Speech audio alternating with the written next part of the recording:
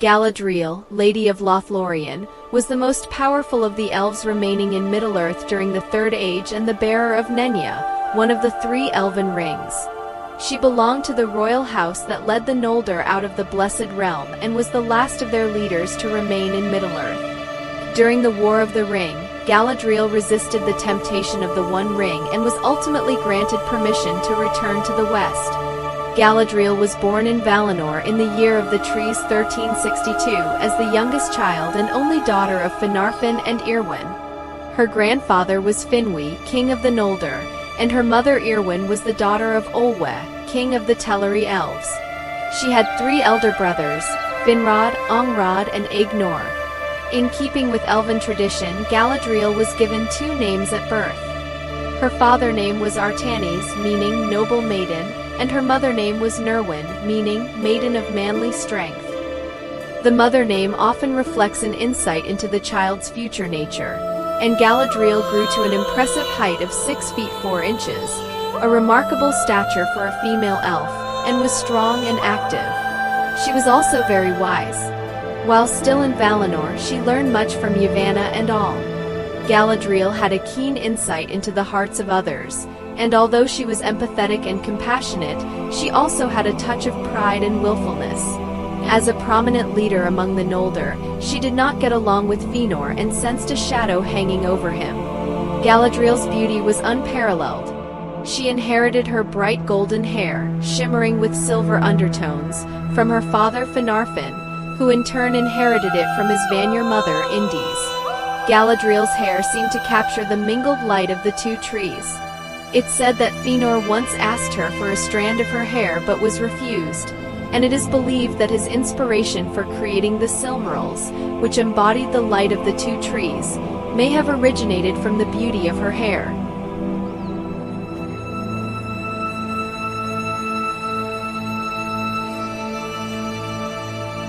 In the year of the trees 1495, Melkor killed Galadriel's grandfather, Finwë, at Forminos and stole the Silmarils.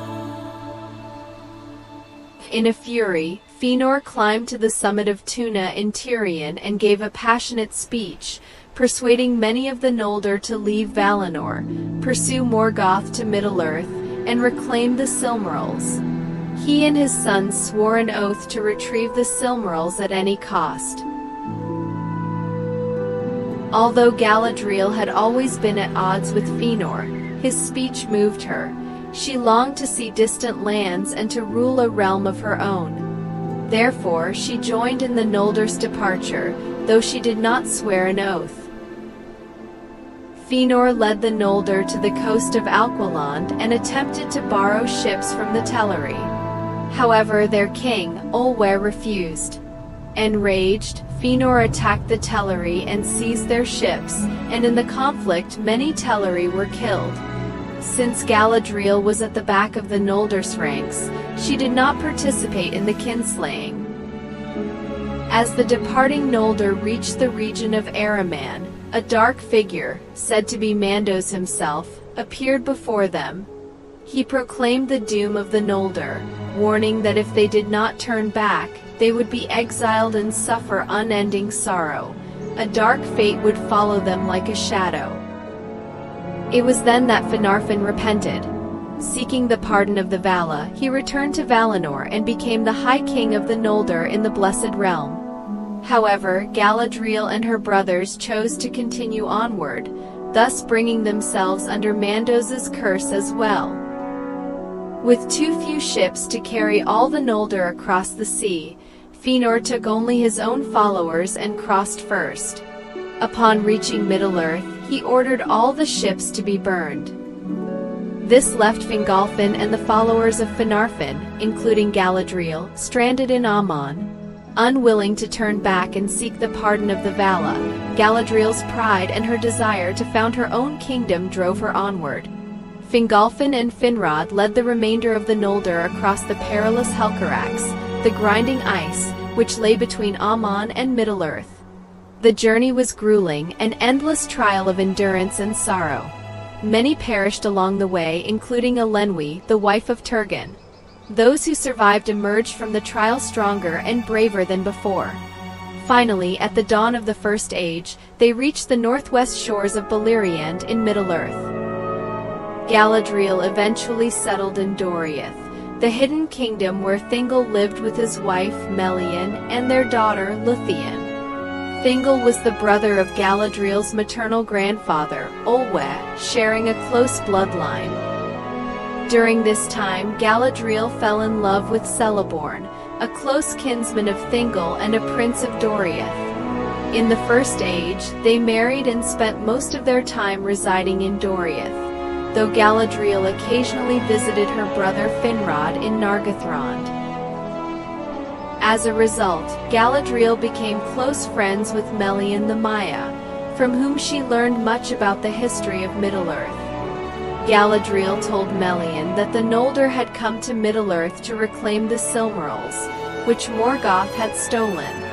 However, she did not speak of Feanor's and his son's oath, the kinslaying at Alquilond, or Feanor's betrayal. Nonetheless, Thingol later learned the full story of the exile from Galadriel's brother Angrod, which enraged him. He demanded that Galadriel's brothers leave Doriath, despite their innocence in the kinslaying. Galadriel, however, was allowed to stay. Later, Doriath was destroyed in war. Thingol was killed by dwarven craftsmen who coveted the Silmaril, and afterward, a dwarven army drove the elves out of Doriath. Thingol's heir Dior returned to Doriath and inherited the Silmaril, but this drew the sons of Fëanor to attack, leading to the final destruction of Doriath in First Age 506. It is uncertain if Galadriel and Celeborn were in Doriath during this period, though they remained in Beleriand until the end of the First Age.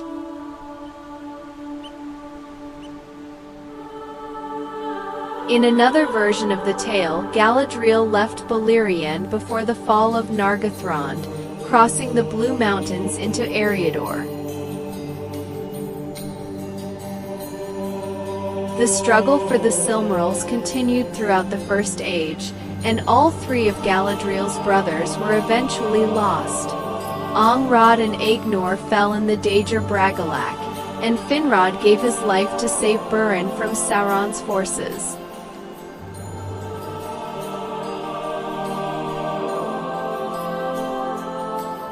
After Morgoth's defeat in the War of Wrath, the Vala pardoned the Noldor. Many of them returned to the Blessed Realm, yet Galadriel and Celeborn chose to remain in Middle-earth. Various reasons have been suggested for her decision.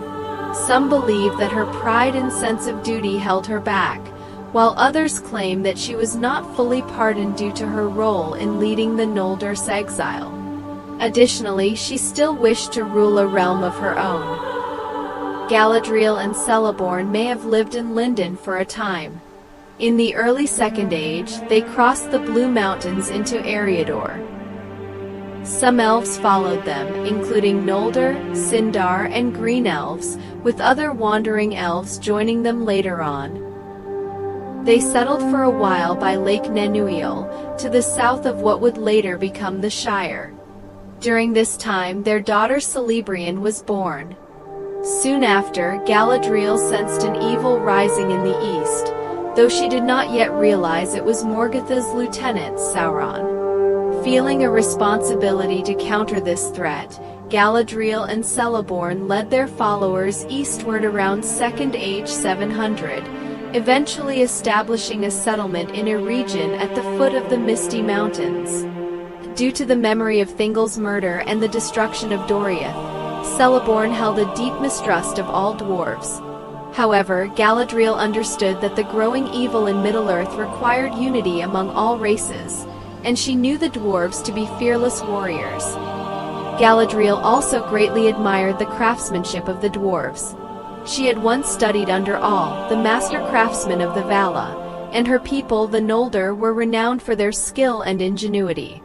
Among the many Noldoran artisans in a region, the most prominent was Celebrimbor. The elves of a region maintained a friendly relationship with the dwarves of Khazad-dûm, frequently engaging in trade. While residing in a region, Galadriel became aware of Lothlorien on the other side of the Misty Mountains. This land was home to the Sylvan Elves, descendants of those who had turned back from the great journey and had not gone to the Blessed Realm. Around Second Age 1200, Sauron, disguised as a benevolent figure, arrived in a region. Claiming to be a messenger of the Vala and calling himself Anatar, the Lord of Gifts, he deceived Celebrimbor and the elven smiths, secretly teaching them new techniques. Galadriel did not trust Anatar, though she did not fully uncover his true identity. However, no one knows why she allowed him to remain in a region. Eventually, at Sauron's urging, Celebrimbor took control of a region, while Galadriel departed for Lothlorien sometime between Second Age 1350 and 1400. In another version of the tale, Galadriel and Celeborn remained in a region until its fall in Second Age 1697. They then fled to Lothlorien through Khazad-dûm. Around the year 1500 of the Second Age, the elven smiths began crafting the Rings of Power. Unbeknownst to them, Sauron secretly forged the One Ring to dominate the others. It was only then that the elves realized they had been deceived. It is said that in the year 1693 of the Second Age, Celebrimbor sought Galadriel's counsel regarding the disposition of the 3 rings of the elves, which had not been tainted by Sauron. Unable to destroy their creations, Galadriel and Celebrimbor decided to hide the 3 rings. They resolved never to wield their power as long as Sauron held the One Ring. At this time, Galadriel received Nenya, the Ring of Water. Sauron soon launched an assault against the elves, and in the ensuing conflict, Celeborn led his forces to join Elrond's army in a desperate attempt to rescue Celebrimbor. However, they were outnumbered and were ultimately forced to retreat. Eregion fell in 1697 of the Second Age, and Celebrimbor, the great smith, was slain. Following the fall of Eregion, Galadriel and Celeborn took refuge in Lothlorien for a time, though they did not yet rule there. Lothlorien was then ruled by King Amdur, who perished in the Battle of Dagorlad near the end of the Second Age, leaving the throne to his son Amroth. Meanwhile, Elrond led the survivors of Eregion and some elves from Lindon North to establish Rivendell. Later, after Galadriel and Celeborn left Lothlorien, they dwelled in Rivendell for a time. During this period, Elrond, the Lord of Rivendell, fell in love with their daughter Celebrian. According to another version of the legend, Galadriel's longing for the sea grew stronger, prompting her and her family to leave Rivendell and settle by the shores of the Bay of Belfalas, near the elven harbor of Edhaland.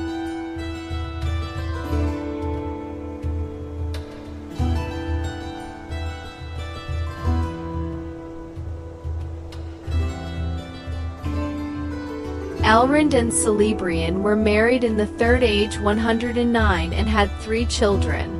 The twins Eladan and Elrohir, born in Third Age 130, and their daughter Arwen, born in Third Age 241. During the Third Age, Galadriel became aware of the growing influence of evil. Around Third Age 1100, a dark power known as the Necromancer established a stronghold in Dol Guldur, positioned across the Anduin River from Lothlorien. To strengthen Lothlorien's defenses against this threat and investigate the Necromancer's true identity, Galadriel and Celeborn visited Lothlorien. Shortly after, they returned to Rivendell. In Third Age 1980, the Balrog awoke in Khazad-dûm, creating an imminent danger for Lothlorien. The dwarves fled from their kingdom, leaving it to become the dark realm known as Moria. In the following year, Amroth, king of Lothlorien, met his fate after his beloved Nimrodel fled the forest. He perished at sea while trying to follow her, leaving Lothlorien without a leader. In response, Celeborn and Galadriel returned to Lothlorien and assumed leadership, though they declined royal titles, becoming instead the Lord and Lady of Lothlorien in Third Age 1981. Galadriel and Celeborn took residence in Caras Galadhon, the City of Trees. with their dwelling crafted high in the branches of the great melern trees. Galadriel was the first to plant the seeds of melern in Lothlorien. Under her care, the golden leaf trees thrived, transforming Lothlorien into the famed Golden Wood. In Caras Galadhon on a southern slope, Galadriel maintained a garden enclosed by a hedge, where her mirror was placed. This mirror, a silver basin on a pedestal, was filled with water from the valley's streams. Galadriel could command the mirror to reveal particular visions, or it would independently show glimpses of the past, present, or possible futures. In the Third Age 2060, Galadriel and the other wise began to suspect that the dark power in Dol Guldur was, in fact, the returning Sauron. Although Sauron had been defeated in the War of the Last Alliance and his one ring taken from him, it had not been destroyed, allowing his spirit to endure. In Third Age 2063, Gandalf the Grey ventured to Dol Guldur to investigate, but found Sauron had already fled. Sauron returned to Dol Guldur in Third Age 2460, re-establishing his dark influence. In Third Age 2463, Galadriel gathered the elven leaders and wizards to form the White Council, hoping Gandalf would lead it. However, Saruman the White took the leadership position instead. In Third Age 2509, Galadriel's daughter Celebrian journeyed over the misty mountains to Lothlorien, but was captured by orcs at the Red Horn Gate. Although her sons Elladan and Elrohir managed to rescue her, she had endured horrific torture and wounds. Tormented by her memories, Celebrian chose to leave Middle-earth in Third Age 2510, sailing to the Undying Lands. In Third Age 2851, Gandalf warned the White Council that he was certain the power in Dol Guldur was indeed Sauron and urged an immediate assault. Saruman opposed him, claiming he believed the One Ring had been lost in the sea and that Sauron could not regain his full strength without it. Secretly, Saruman hoped to find the ring for himself.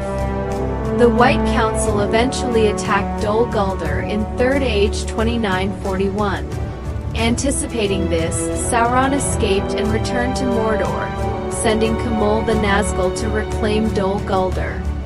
The White Council held its final meeting in Third Age 2953. Throughout this time, Galadriel maintained vigilance against Sauron, engaging him in mental resistance, especially when his thoughts turned to the elves. Although Sauron could not penetrate her mind, Galadriel sensed his designs. She recognized Lothlorien as a key strategic location for halting Sauron's influence from crossing the Anduin River, and thus she used the power of Nenya to fortify her kingdom's borders. In December of the Third Age 3018, Galadriel's grandsons Elladan and Elrohir arrived in Lothlorien, bringing word that the One Ring had been carried to Rivendell by a hobbit named Frodo Baggins, who had volunteered to bear the ring to Mount Doom and destroy it. In January of the Third Age 3019, Frodo and the Fellowship arrived in Lothlorien, led by Aragorn, Galadriel's friend and the fiancé of her granddaughter Arwen. Galadriel sensed that Gandalf had once been part of the Fellowship, but she could no longer feel his presence. When she learned of Gandalf's fall while fighting the Balrog in Moria, Celeborn was angered, blaming the dwarves for disturbing the ancient evil. He regretted welcoming Gimli, a dwarf, into Lothlorien, but Galadriel gently spoke to Gimli in Dwarvish, which touched him deeply, leaving him enchanted by her beauty and kindness. Galadriel then tested each member of the Fellowship, probing their minds and challenging their resolve. As she looked into their eyes, they felt themselves faced with a choice: to continue the perilous mission or pursue what each most desired. Her gaze lingered on Frodo, the ring-bearer, seeing in him both courage and wisdom. On February 15th, she allowed him to look into her mirror, and he glimpsed Sauron's eye, his ceaseless watcher and Galadriel's ancient foe. As a bearer of one of the three elven rings, Nenya, Galadriel understood Frodo's heavy burden, and Frodo saw her own ring as well. She explained that if the one ring were destroyed, the three rings would also lose their power, and the beauty they preserved in Middle-earth would fade. When Frodo offered her the ring, Galadriel hesitated, seeing the choice laid before her.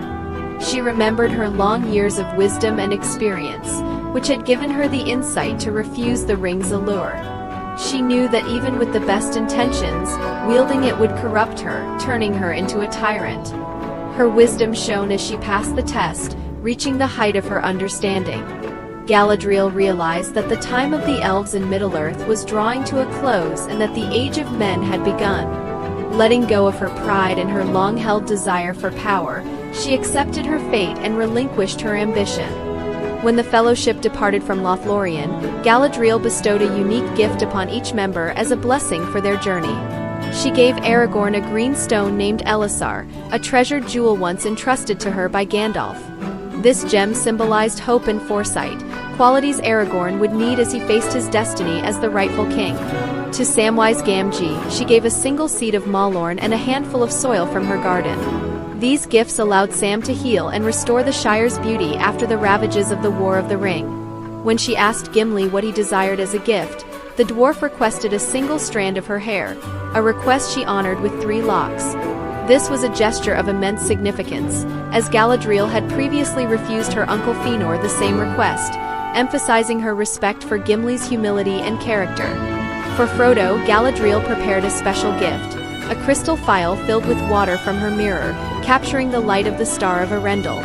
Infused with the radiance of a Silmaril, this gift, known as the Phial of Galadriel, was a beacon of hope and a powerful weapon against darkness.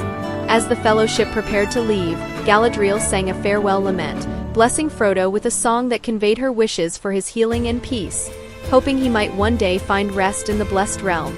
Anticipating Gandalf's return, she sent word to Gwaihir, the Lord of the Eagles, to search for him. Gwaihir found Gandalf atop Zaraxagil, where he had perished in battle against the Balrog. However, the Vala had sent him back to Middle-earth to complete his task.